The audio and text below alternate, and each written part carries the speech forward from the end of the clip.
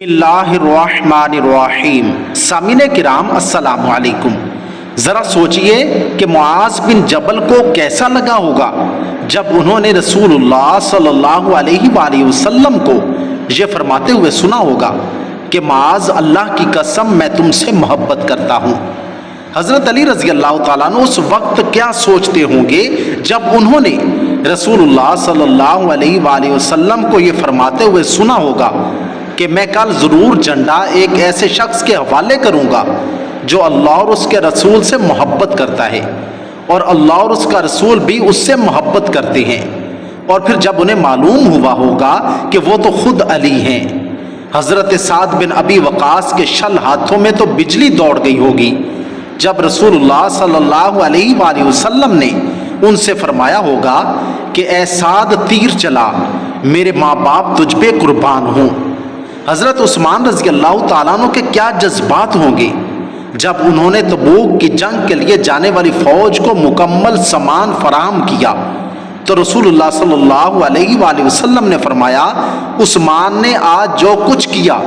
اس کے بعد کوئی چیز بھی اسے نقصان نہ پہنچائے گی۔ حضرت ابو موسیٰ اشعری رضی اللہ تعالیٰ عنہ نے پھر قرآن کی تلاوت کیسے کی ہوگی جب رسول اللہ صلی اللہ علیہ وآلہ وسلم نے فرمایا کاش تم مجھے اس وقت دیکھ لیتے جب میں کل تمہاری تلاوت سن رہا تھا۔ اور حضرات انصار کا خوشی کا کیا عالم ہوگا جب رسول اللہ نے ان سے فرمایا ہوگا کہ اگر تمام لوگ ایک راستے پر چلیں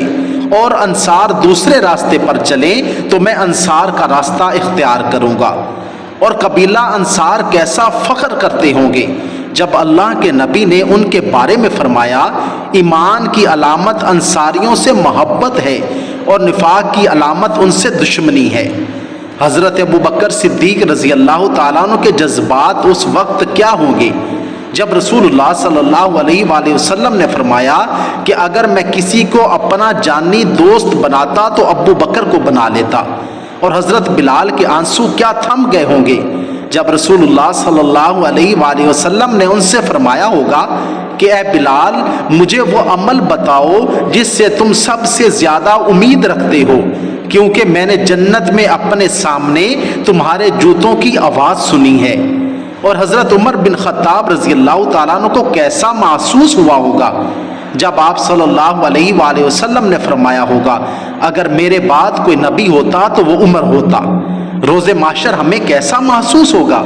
جب آپ صلی اللہ علیہ وآلہ وسلم فرمائیں گے کہ تم سب میرے وہ امتی ہو جن کے لیے میں نے آنسو بہائے، جن سے مجھے ملنے کی خواہش تھی، جو مجھے دیکھے بغیر ایمان لائے۔